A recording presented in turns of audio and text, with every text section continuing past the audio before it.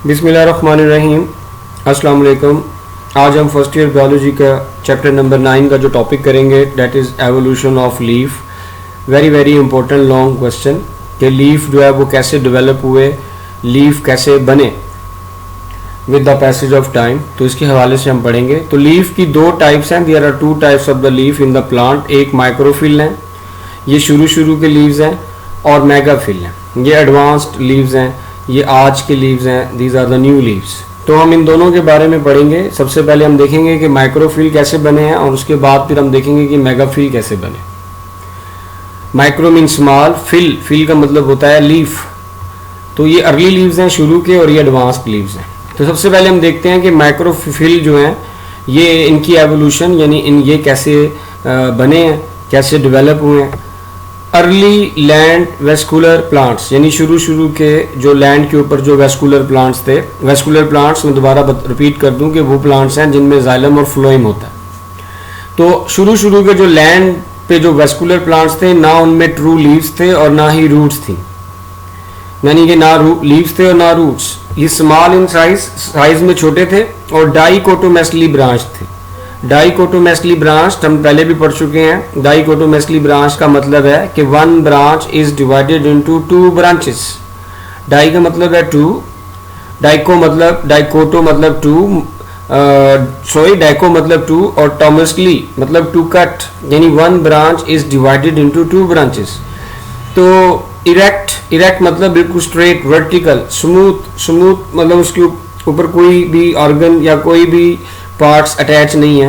Aerial parts above the ground. तो ये जो प्लांट्स थे इनके वो पार्ट्स जो ज़मीन के ऊपर थे, ग्राउंड के ऊपर थे, जिनको एरियल पार्ट्स कहते हैं, उनके साथ कोई भी और दूसरा ऑर्गन अटैच नहीं था, कोई भी मेन ऑर्गन अटैच नहीं थे, स्मूथ थे, बिल्कुल सीधे थे, वर्टिकल। और इनमें एक one branch is divided into two branches. और इन प्लांट्स का जो है ना, जितने स्ट्रॉन्ग एरियल पार्ट जितना स्ट्रॉन्ग था, उतना ही स्ट्रॉन्ग जो है ना वो एंकरिंग और ऑब्जर्वेटिव इनका जो पार्ट है वो जमीन के जो नीचे है, सबट्रेनियन, सब मतलब बिलो, ट्रेनियन निकला है ट्रस्ट्रियल से। ट्रस्ट्रियल मतलब लैंड यानी जमीन के नीचे। तो जमीन के नीचे अंडरग्राउंड जो इनका एंकरिंग जो इनको फिक्स कर रहा है सॉइल के साथ, और ऑब्जॉर्ब भी कर रहा है वाटर को, मिनरल्स को, जिसको राइजोम कहते हैं, तो वो भी उतना ही स्ट्रॉन्ग है जितना इनके एरियल पार्ट स्ट्रॉन्ग है। तो शुरू के जो लैंड के ऊपर जो वेस्कुलर प्लांट्स थे, ना उनमें लीव्स थे, ना उनमें रूट्स थी, उनका साइज भी छोटा था, और इनके जो जमीन के ऊपर के जो एरियल पार्ट्स थे वो बिल्कुल स्ट्रेट, वर्टिकल थे, स्मूथ थे, और उनमें one branch is divided into two branches यानी डाइकोटोमेस्ली ब्रांच थे। और जो जमीन के नीचे सबट्रेनियन, जमीन के नीचे का जो पार्ट था जिसको राइजोम कहते हैं, वो भी उतना ही स्ट्रॉन्ग था जितना एरियल पार्ट स्ट्रॉन्ग थे। और ये जो पार्ट है ये एंकरिंग का काम करता है, यानी प्लांट को फिक्स करता है सॉइल के साथ, एंड ऑब्जॉर्प्टिव, और जो है ना वाटर और मिनरल्स को ऑब्जॉर्ब करता है। उसके बाद फिर प्लांट आए कुकसोनिया जो है उनका सेम स्ट्रक्चरल लेआउट है, सेम उनका डिज़ाइन है उनके स्ट्रक्चर का, जैसे कि आपने इधर देखा है अर्ली लैंड वेस्कुलर प्लांट्स का। तो इनका भी बिल्कुल ऐसे ही सेम स्ट्रक्चर था। इनकी स्टेम भी नेकेड है। नेकेड मतलब कि स्मूथ है, कोई भी लीव्स वगैरह अटैच नहीं है। No leaves are attached with the stem, यानी लीव्स ही नहीं है। तो कुकसोनिया जैसे प्लांट्स ने लीव्स बनाना शुरू किए, और वो जो लीव्स इन्होंने बनाए वो कौन सी फॉर्म में थे? वो small scale like outgrowth. Scale मतलब कि वो नैरो थे और पॉइंटेड थे, नोकीले थे। स्केल कहते हैं जो नैरो एंड पॉइंटेड शेप। तो इनमें कोई लीव्स नहीं थे, इन्होंने लीव्स बनाना शुरू किए, और वो जो लीव्स थे वो स्मॉल स्केल लाइक आउटग्रोथ, यानी वो नैरो थे, स्मॉल थे, नैरो थे, पॉइंटेड थे, और उनके अंदर कोई भी वेस्कुलर टिश्यू नहीं थे, यानी ना तो जाइलम था ना फ्लोएम था, इसलिए इनको ट्रू लीव्स हम नहीं कह सकते। तो कुकसोनिया का सेम स्ट्रक्चर था जैसे ऊपर अर्ली लैंड वेस्कुलर प्लांट्स था। इनकी भी स्टेम नेकेड थी, इनमें भी कोई लीव्स नहीं थे, मगर इन्होंने लीव्स बनाना शुरू किए in the form of small scale like outgrowths. और उनके अंदर, इन आउटग्रोथ्स के अंदर कोई वेस्कुलर टिश्यू नहीं थे, कोई भी जाइलम एंड फ्लोएम नहीं था। तो ये जो है ना वो ट्रू लीव्स जो है ना उनको हम नहीं कहते।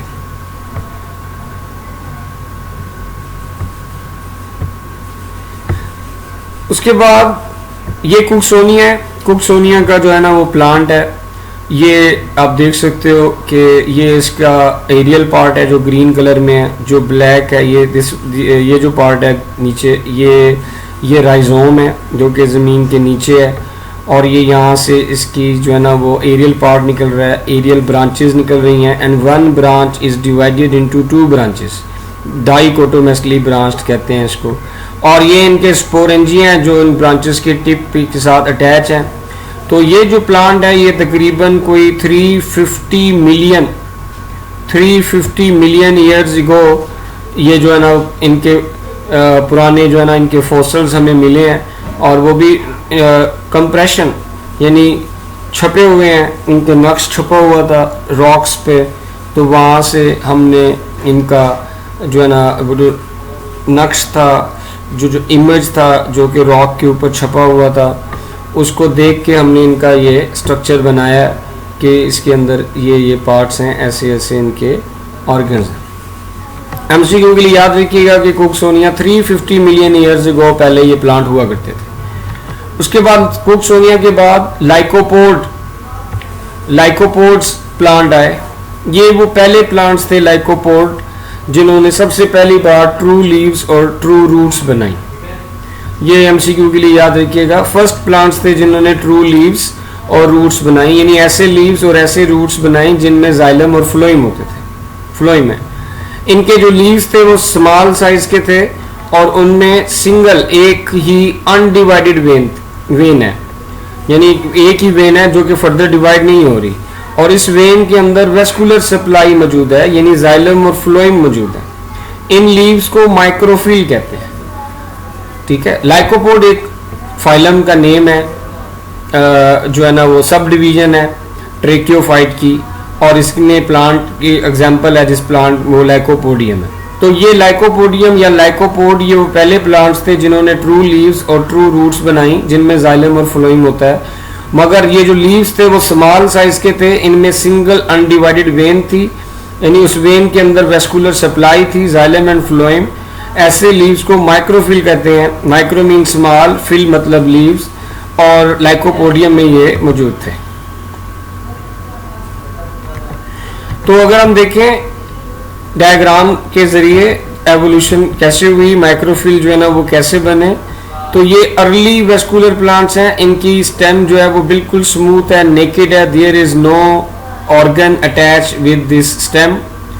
फिर उसके बाद कुकसोनिया आए, इन्होंने एक स्मॉल मगर वेनलेस, यानी कोई भी जो है ना इनके अंदर जो है ना वो जाइलम और फ्लोइम नहीं है, तो स्मॉल वेनलेस आउटग्रोथ स्केल, ये स्केल शेप है इन्होंने बनाए, मगर इनको हम ट्रू लीफ नहीं कहते। उसके बाद लाइकोपोडियम आए, लाइकोपोड आए, उन्होंने माइक्रोफिल बनाए, और इस माइक्रोफिल के अंदर ये एक सिंगल अनडिवाइडेड जो है ना वो वेन है, और वेन मीन कि इसके अंदर क्या मौजूद है, जाइलम एंड फ्लोइम। तो अर्ली वेस्कुलर प्लांट्स में ये वेस्कुलर सप्लाई है, ये जो लाइन बीच में जा रही है ये जाइलम एंड फ्लोइम है, और अर्ली वेस्कुलर प्लांट की ये जो स्टेम थी ये ट्रू थी। फिर कुकसोनिया ने स्केल लाइक आउटग्रोथ बनाई, लेकिन वो वेनलेस थी, उनमें जाइलम और फ्लोइम नहीं थे। और फिर लाइकोपोडियम वो पहले प्लांट्स थे जिन्होंने माइक्रोफिल बनाए, और इस माइक्रोफिल के अंदर सिंगल अनडिवाइडेड वेन थी, और इस वेन के अंदर जाइलम एंड फ्लोइम थे, वेस्कुलर सप्लाई। तो इस तरीके से जो है ना वो माइक्रोफिल बने। जो आज के लीव्स हैं जिनको हम मेगाफिल कहते हैं, ये कैसे बने, तो मेगाफिल जो है वो आज के लीव्स हैं, एडवांस लीव्स हैं, ये साइज में बड़े होते हैं, लार्ज लीव्स होते हैं, इनमें डिवाइडेड वेन्स होती हैं, और वो वेन्स फर्दर डिवाइड होकर वेनलेट्स बनाती हैं। इनका जो लीफ ब्लेड है जिसको लैमिना कहते हैं वो लार्ज है, वो एक्सपेंडेड है, वो बड़ा है। तो ये लीव्स कौन कौन से प्लांट के ग्रुप्स में पाए जाते हैं, फर्न्स में, और आज के जो डोमिनेंट प्लांट हैं जिनको हम सीड प्लांट कहते हैं, ऐसे प्लांट जो सीड प्रोड्यूस करते हैं, इनके अंदर ये लीव्स जो है ना वो मौजूद हैं। तो ये मेगाफिल है, ये साइज में बड़ा भी है, इसमें वेन्स भी मौजूद हैं, वो वेन फर्दर डिवाइड होकर वेनलेट्स बना रही हैं। उसके अलावा ये इनका जो है ना ये जो पार्ट है यहाँ से लेके यहाँ तक, ये सारा ये पार्ट ये क्या कहलाता है, this is known as leaf blade, या इसका दूसरा नाम है लैमिना, और ये एक्सपेंडेड है, लार्ज है। तो मेगाफिल ऐसे लीव्स हैं जो साइज में बड़े होते हैं, इनमें डिवाइडेड वेन और वेनलेट्स होती हैं, और उन वेन और वेनलेट्स के अंदर वेस्कुलर सप्लाई है, यानी जाइलम एंड फ्लोइम है। उसके अलावा ये जो लीफ ब्लेड जो है ना इनका, ये सारे का सारा लीफ ब्लेड है जो, और जिसको हम लेमिना भी कहते हैं, तो ये एक्सपेंडेड है, ये लार्ज है। तो अगर हम दोनों में डिफरेंस देखें कि जो डिफरेंस क्या है इन दोनों में, माइक्रोफिल में और मेगाफिल जो लीव्स हैं, इन दोनों में क्या फ़र्क है, इंपॉर्टेंट शॉर्ट क्वेश्चन भी है। तो माइक्रोफिल जो है वो अर्ली लीव्स हैं, शुरू के लीव्स हैं, जबकि मेगाफिल एडवांस्ड लीव्स हैं। इनका साइज छोटा है, स्मॉल साइज के हैं, ये लार्ज साइज के हैं। इनमें सिंगल अनडिवाइडेड वेन है जिसमें वेस्कुलर सप्लाई यानी जाइलम और फ्लोइम मौजूद है, जबकि इनमें डिवाइडेड वेन्स और वेनलेट्स हैं और इनमें जाइलम एंड फ्लोइम मौजूद है। इनका लीफ ब्लेड या लेमिना नैरो है, मगर इनका लीफ ब्लेड या लेमिना जो है ना वो लार्ज है, एक्सपेंडेड है। इनमें लाइकोपोडियम में पाए जाते हैं और ये फर्न्स में और आज के जो सीड प्लांट्स हैं उनमें ये पाए जाते हैं। तो नाउ वी सी कि ये मेगाफिल जो है एवोल्यूशन यानी मेगाफिल लीव्स बने कैसे हैं। तो मेगाफिल का जो बनने का जो प्रोसेस है वो स्टार्ट हुआ है डाइकोटोमेस्टली ब्रांच्ड सिस्टम से। डाइकोटोमेस्टली यानी one branch is divided into two branches. ये वही ब्रांचेस हैं जो अभी आपने प्रीवियस डायग्राम में भी देखी हैं, कुकसोनिया के डायग्राम में, कि ये एरियल यानी above the ground one branch is divided into two branches. तो कुछ पुराने अर्ली जो साइलोप्सिडा, जो आपने पहला सब डिवीजन पढ़ा था ट्रेकियोफाइट का, जो शुरू के सबसे अर्लीस्ट जो लैंड वेस्कुलर प्लांट है साइलोप्सिडा, इनमें से कुछ साइलोप्सिडा का जो डाइकोटोमेस्टली ब्रांच सिस्टम जो अबव द ग्राउंड मौजूद है, 350 मिलियन ईयर्स अगो पहले इस सिस्टम से मेगाफिल बनने का प्रोसेस शुरू हुआ। और इस मेगाफिल के बनने के प्रोसेस में डिफरेंट एवोल्यूशनरी स्टेप्स इन्वॉल्व हैं। एवोल्यूशनरी स्टेप्स मतलब with the passage of time, वो वक्त के साथ साथ वो स्टेप जो है ना वो हुए हैं। तो मेगाफिल जो है उसका बनना 350 मिलियन ईयर्स अगो पहले स्टार्ट हुआ, ये भी आप एमसीक्यू में याद रखिएगा। और स्टार्ट कहाँ से हुआ, जो शुरू के जो साइलोप्सिडा थे, जो शुरू के वेस्कुलर प्लांट्स थे यानी साइलोप्सिडा, उनमें से कुछ साइलोप्सिडा के अंदर जो डाइकोटोमेस्टली ब्रांच सिस्टम है, जो एयर में जो अबव द ग्राउंड उनकी जो डाइकोटोमेस्टली ब्रांचेस हैं, उनसे मेगाफिल बनने का प्रोसेस स्टार्ट हुआ। और उसके डिफरेंट स्टेप हैं। पहला स्टेप है ओवरटॉपिंग। ये शॉर्ट क्वेश्चन भी है, इंपॉर्टेंट शॉर्ट क्वेश्चन है। तो जो अर्ली साइलोप जो सीडा थे उनकी जो स्टेम थी, और उस स्टेम का जो जमीन के ऊपर का जो पोर्शन है, अबव द ग्राउंड जो पोर्शन है, और उस अबव द ग्राउंड पोर्शन में जो डाइकोटोमेस्टली ब्रांचेस हैं वो अनइक्वल ब्रांचेस थी।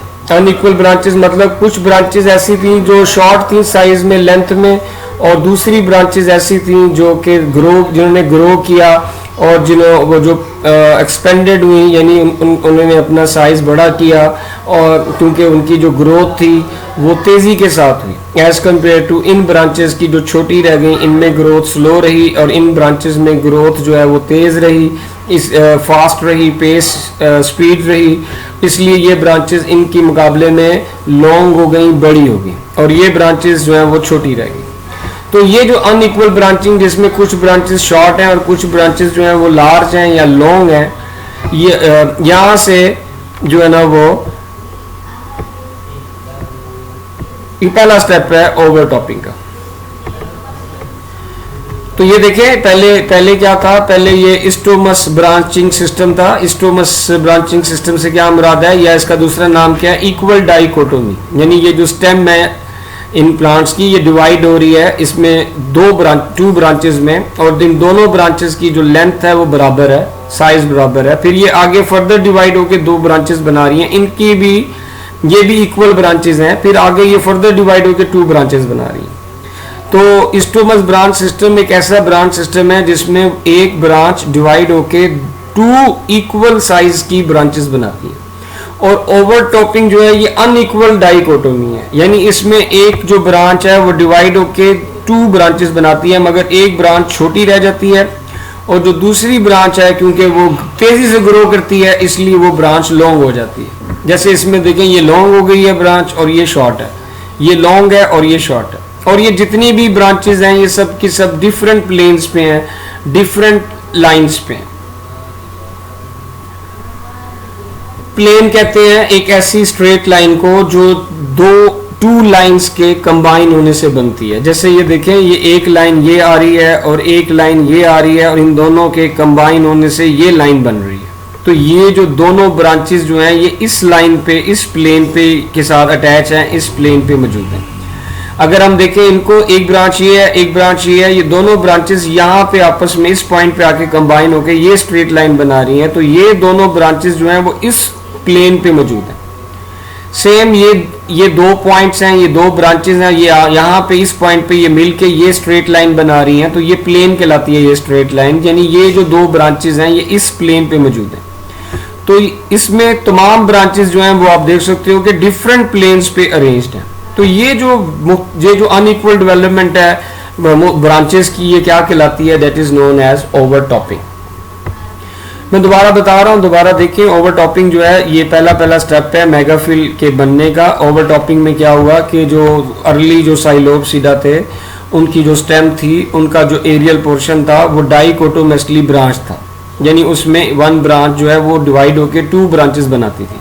मगर वो जो दोनों ब्रांचेस जो बनती थी वो अनइक्वल थी। उनमें से कुछ ब्रांचेस जो है शॉर्ट थी और कुछ ब्रांचेस जो है वो तेजी के साथ ग्रो करती थी और वो लॉन्ग हो जाती थी। और ये तमाम ब्रांचेस जो हैं ये कहाँ पे मौजूद हैं? ये तमाम ब्रांचेस जो हैं वो डिफरेंट प्लेन्स पे मौजूद हैं। प्लेन किसको कहते हैं कि टू डिफरेंट लाइन जिस पॉइंट एक ऐसे पॉइंट पे आके मिलती हैं और फिर वहां से वो एक स्ट्रेट लाइन बन जाती है। वो स्ट्रेट लाइन जो बनती है वो इन दोनों लाइन का प्लेन कहलाती है। जैसे ये दो लाइंस हैं, ये दो ब्रांचेस हैं, ये यहाँ कंबाइन होके ये सिंगल ब्रांच बना रही है। तो इन दोनों ब्रांचेस का जो प्लेन है वो ये ब्रांच है। इसी तरीके से ये दो ब्रांचेस हैं, ये आपस में कंबाइन होके ये स्ट्रेट ब्रांच बना रही हैं, ये स्ट्रेट लाइन बना रही हैं। तो इन दोनों ब्रांचेस का जो प्लेन है वो ये है। तो इस तरह तमाम ब्रांचेस जो थी उनके डिफरेंट प्लेन्स पे वो ग्रो कर रही थी। तो ये जो अनइक्वल डेवलपमेंट है, ब्रांचेस की अनइक्वल डेवलपमेंट है, यानी एक का शॉर्ट रह जाना और दूसरी ब्रांच का लॉन्ग हो जाना, ये क्या कहलाता है? This is known as overtopping. उसके बाद प्लेनेशन, ये दूसरा स्टेप है। इसमें जितने भी अनइक्वल डाइकोटोमीज मतलब ब्रांचेस, वो सब एक ही प्लेन के ऊपर अरेंज्ड होगी। जैसे ये देखें, ये जो ब्रांचेस हैं वो सब एक ही प्लेन के ऊपर, एक ही लाइन के ऊपर क्या है? अटैच है। तो this step is known as planation, जिसमें अनइक्वल जो ब्रांचेस हैं या अनइक्वल जो डाइकोटोमीज हैं वो कहाँ पे एक दूसरे, वो किस पे अरेंज हो रही हैं? एक ही प्लेन पे अरेंज हो रही है। उसके बाद थर्ड स्टेप था फ्यूजन, या इसका दूसरा नाम है वेबिंग। ये भी एक इंपॉर्टेंट शॉर्ट क्वेश्चन है। तो स्पेस बिटवीन द ओवरटॉप्ड डाइकोटोमेस्टली ब्रांचेस, ये जो आपको स्पेस नजर आ रही है डाइकोटोमेस्टली, ओवरटॉपिंग डाइकोटोमेस्टली ब्रांचेस के दरमियान में ये जो स्पेस नजर आ रही है, ये जो स्पेस है, इधर भी है, इधर भी स्पेस है, इधर भी है। इसी तरह ये दो डाइकोटोमस ब्रांचेस हैं ओवरटॉप, ये वाली, इनके दरमियान में भी स्पेस मौजूद है। तो इस स्पेस को फिर किसने कवर किया? शीट ऑफ पैरेन्काइमा सेल ने। ठीक है, ओवरटॉप जो डाइकोटोमेस्टली ब्रांचेस थी उनकी दरमियान में जो गैप था, उनके दरमियान में जो एम्प्टी स्पेस थी, उसको कवर किया, ऑक्यूपाई किया sheet of parenchyma cell. Parenchyma cell जो है वो टाइप है प्लांट सेल्स की। एमसीक्यू में भी याद रखिएगा कि ये जो डाइकोटोमेस्टली ब्रांचेस की जो स्पेस थी इसको कवर किया, इसको ऑक्यूपाई किया पैरेन्काइमा सेल्स की शीट ने। तो इस शीट ने क्या किया? इन डाइकोटोमस ब्रांचेस को आपस में कनेक्ट किया, जोड़ दिया, और इस तरह एक फ्लैट लैमिना बना या लीफ ब्लेड टाइप स्ट्रक्चर बना, जिसको लैमिना कहते हैं। तो ये जो पैरेन्काइमा सेल की जो शीट थी, ये with the passage of time ये किस में कन्वर्ट हुई? लीफ के लैमिना में या लीफ के ब्लेड में। और इसके अंदर जो है वो बहुत सारी डाइकोटोमेस्टली ब्रांच्ड वेन्स थी, यानी कि वो जो डाइकोटोमेस्टली ब्रांचेस थी वो डाइकोटोमेस्टली ब्रांच्ड वेन्स में कन्वर्ट हुई with the passage of time. और ये जो शीट थी पैरेन्काइमा सेल जिसने कवर किया था स्पेसिस को बिटवीन डाइकोटोमेस्टली ब्रांच, वो जो शीट है पैरेन्काइमा सेल की वो फ्लैट लैमिना बनी या लीफ ब्लेड बनी। तो ये लास्ट स्टेप है, इसमें देखें कि जो ब्रांचेज हैं, ओवर टॉप ब्रांचेज जो हैं डाइकोटोमस ब्रांचेज, इनकी दरमियान की स्पेस को कवर किया है पैरेन्काइमा टिश्यू शीट ने, और ये जो शीट है ये बाद में लीफ ब्लेड बनी और लैमिना बनी, और ये जो ब्रांचेज आपको नजर आ रही हैं ये आगे जाके with the passage of time ये क्या बन गई, dichotomously branched veins and veinlets, जिनके अंदर वेस्कुलर सप्लाई होती है जाइलम एंड फ्लोएम। तो इस तरह ये मेगाफिल जो है ना वो बना। रेटिकुलेट वेनेशन, रेटिकुलेट कहते हैं नेटवर्क को, और वेनेशन कहते हैं अरेंजमेंट ऑफ द वेन्स को। तो during the course of evolution यानी with the passage of the time, vascular strands जो वेन्स के अंदर जो वेस्कुलर स्ट्रैंड्स थे जाइलम एंड फ्लोएम वो आपस में फ्यूज हो गए, आपस में जुड़ गए, और इस तरह एक नेटवर्क बना, एक जाल बना, या रेटिकुलेट जो है ना वो वेनेशन पैटर्न बना, यानी वेस्कुलर स्ट्रैंड जाइलम और फ्लोएम के आपस में मिलने की वजह से, फ्यूज होने की वजह से ये जो वेन्स थी ये भी आपस में फ्यूज हो गई, और जब ये आपस में फ्यूज हुई तो इन वेन्स का एक नेटवर्क बन गया, एक जाल बन गया, और इस नेटवर्क या जाल को, वेन्स के जाल को या नेटवर्क को रेटिकुलेट वेनेशन कहते हैं। तो लीफ की जो एवोल्यूशन का जो प्रोसेस है वो बहुत ही स्लो है और ग्रेजुअल है, यानी एक के बाद एक जो है ना स्टेप होते गए हैं लीफ की डेवलपमेंट में, लीफ के बनने में, और ये जो प्रोसेस है इसको कंप्लीट होने में 15 to 20 मिलियन ईयर्स से भी ज़्यादा का अरसा जो है ना वो लगा। 15 से 20 मिलियन ईयर्स से भी ज़्यादा के अरसे में ये जो लीफ के बनने का जो प्रोसेस है वो कंप्लीट हुआ। तो ये आपने एमसीक्यू के लिए याद रखना है। तो very very important long question, इसमें पहले आप बताएंगे माइक्रोफिल कैसे बनने, उसमें आपने अर्ली लैंड प्लांट्स के बारे में पहले बताना है जिनमें कोई लीव्स नहीं थे ना रूट्स थे। फिर आपने कुक्सोनिया का बताना है कि इसने small scale light out growth बनाई लेकिन उनमें जाइलम और फ्लोएम नहीं थे, इसलिए इनको हम ट्रू लीव्स नहीं कहते। फिर उसके बाद जो है ना वो आप मेगाफिल के बारे में बताएंगे कि ये आज के लीव्स हैं और उनमें ये चीज़ें मौजूद हैं। उसके बाद जो है ना नेक्स्ट हम इसमें बताएंगे कि बना कैसे, मेगाफिल कैसे बना, उसके डिफरेंट स्टेप हैं। ओवर टॉपिंग 350 मिलियन ईयर्स को बनना शुरू हुआ। ओवर टॉपिंग में हमने देखा एक ब्रांच जो है ना वो डिवाइड होती है और टू अनइक्वल ब्रांचेस बनती हैं जिसमें से एक का साइज छोटा होता है, शॉर्ट होता है, और एक का साइज क्या है वो लॉन्ग है, वो लॉन्ग ब्रांच है। और मगर प्लेन क्या है, डिफरेंट है। उसके बाद जितनी भी ये ओवर टॉप ब्रांचेस थी सब एक ही प्लेन के ऊपर जो है ना वो अरेंज हुई, और उसके बाद इनके दरमियान की जो स्पेस थी उसको कवर किया पैरेन्काइमा टिश्यू शीट ने, जो बाद में लीफ ब्लेड बना, और ये जो ब्रांचेस थी ये Aahista Aahista dichotomously branched veins बनी। फिर ये वेस्कुलर स्ट्रैंड के मिलने की वजह से ये वेन्स भी आपस में मिली और इस तरह एक नेटवर्क बन गया वेन्स का, जिसको रेटिकुलेट वेनेशन कहते हैं। और इस पूरे प्रोसेस को 15 से 20 मिलियन ईयर्स से भी ज़्यादा का टाइम जो है ना वो लगा। तो this is all about evolution of the leaf. बाकी नेक्स्ट फिर हम नेक्स्ट उसमें लेक्चर में देखेंगे। अल्लाह हाफिज़।